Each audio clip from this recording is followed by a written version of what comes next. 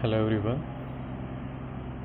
इस वीडियो में हम लोग पार्टनर्स कैपिटल अकाउंट की प्रिपरेशन कैसे की जाती है इसके बारे में पढ़ेंगे। लास्ट वीडियो में हम लोगों ने पीएल एप्रोप्रिएशन अकाउंट तक सारी चीज़ें डिस्कस की थी। तो इस वीडियो में हम लोग preparation of partners capital account के बारे में पढ़ेंगे। तो सबसे पहली चीज़ यहाँ पर कैपिटल अकाउंट बनाने के दो मेथड्स होते हैं, ठीक है। पहला होता है फिक्स्ड कैपिटल मेथड, दूसरा फ्लक्चुएटिंग कैपिटल मेथड। अब फिक्स्ड कैपिटल मेथड क्या होता है इसके बारे में जानेंगे। तो फिक्स्ड कैपिटल मेथड में जब पार्टनर्स की कैपिटल चेंज नहीं होती है डिफरेंट अकाउंटिंग ईयर्स में, तो वो कहलाती है फिक्स्ड कैपिटल मेथड, ठीक है।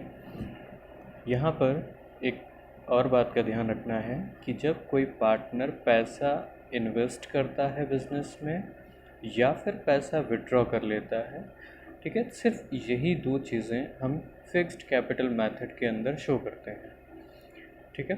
तो अभी जब आगे हम लोग फॉर्मेट भी देखेंगे तो क्लियर हो जाएगा। अब यहाँ पर फिक्स्ड कैपिटल मेथड के अंदर दो अकाउंट्स बनाए जाते हैं। पहला है कैपिटल अकाउंट और दूसरा करंट अकाउंट। इसको हम पार्टनर्स कैपिटल अकाउंट बोलते हैं और पार्टनर्स करंट अकाउंट भी बोलते हैं, ठीक है।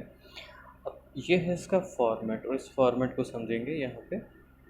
तो सबसे पहली चीज़ जो कैपिटल अकाउंट है, पार्टनर्स कैपिटल अकाउंट, यहाँ पर हम लोगों ने क्रेडिट साइड से इसको शुरू किया है, ठीक है। क्रेडिट साइड यानी कि इस तरफ से, ठीक है।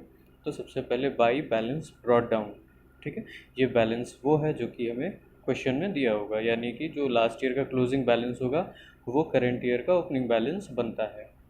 फिर इसके बाद है बाई कैश और बैंक अकाउंट, यानी कि अगर कोई पार्टनर ड्यूरिंग द ईयर और पैसा इन्वेस्ट करता है बिजनेस में तो उस अमाउंट को हम बाई साइड में लिखते हैं। इसके बाद हम आ जाते हैं डेबिट साइड में।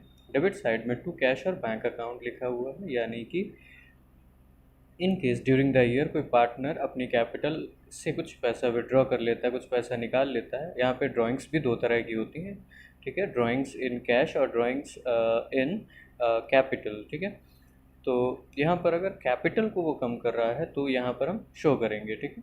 और इसके अलावा ये जो टू बैलेंस कैरी डाउन है ये क्लोजिंग बैलेंस है। जब हम बैलेंसिंग फिगर निकालते हैं यानी कि इनको क्रेडिट साइड को टोटल कर लिया, ठीक है, और डेबिट साइड से जो बैलेंस विड्रॉ किया वो माइनस कर देंगे तो हमें ये बैलेंस मिल जाएगा, ठीक है। तो दोनों साइड क्या हो जाएंगे, इक्वल हो जाएंगे और ये हमारा क्लोजिंग बैलेंस निकल आएगा कैपिटल अकाउंट का, ठीक।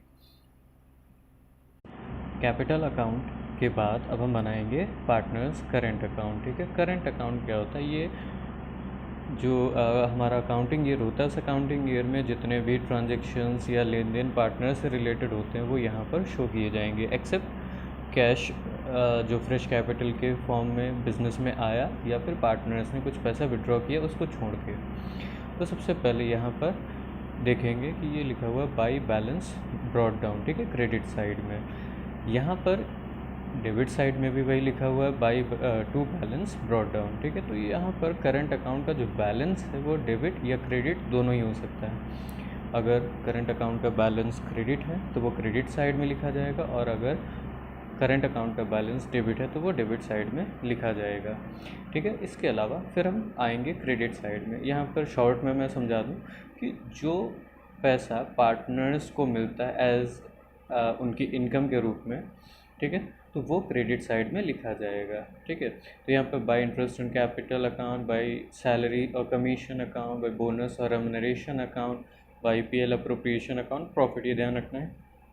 ये जो हम लोगों ने इससे पहले पीएल अप्रोप्रिएशन का फॉर्मेट पढ़ा था तो इसमें अगर प्रॉफिट हुआ तो ये क्रेडिट साइड में लिखा जाएगा, ठीक है।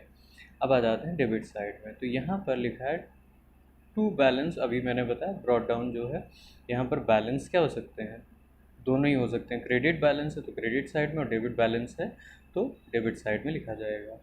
फिर है टू ड्राइंग्स अकाउंट, अगर पार्टनर्स कुछ पैसा विड्रॉ करते हैं पर्सनल यूज़ के लिए तो वो यहाँ पर लिखा जाएगा, ठीक है।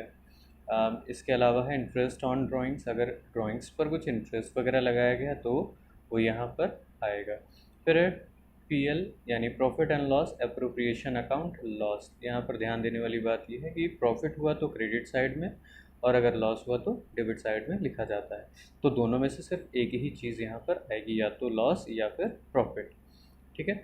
अब यहाँ पर भी जैसे हमारे ओपनिंग बैलेंसेस क्रेडिट और डेबिट दोनों ही साइड में दिए हुए थे, ऐसे ही हमारा जो क्लोजिंग बैलेंस होगा वो भी डेबिट या क्रेडिट साइड में हो सकते हैं।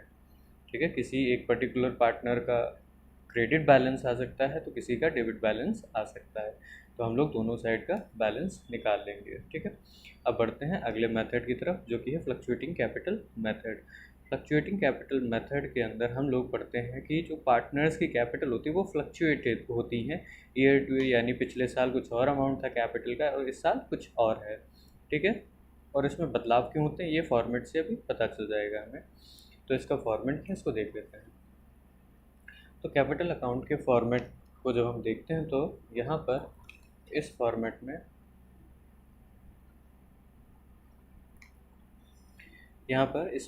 में सबसे पहले हम क्रेडिट साइड से शुरू करते हैं। तो बाय बैलेंस ड्रॉ डाउन, यहाँ पर हमेशा बैलेंस क्रेडिट साइड से ही शुरू होता है, मोस्टली 99%।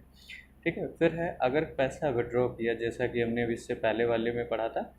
ठीक है। तो बाय कैश और बैंक, अगर कोई पार्टनर पैसा इंट्रोड्यूस करेगा तो वो क्रेडिट साइड में लिखा जाएगा।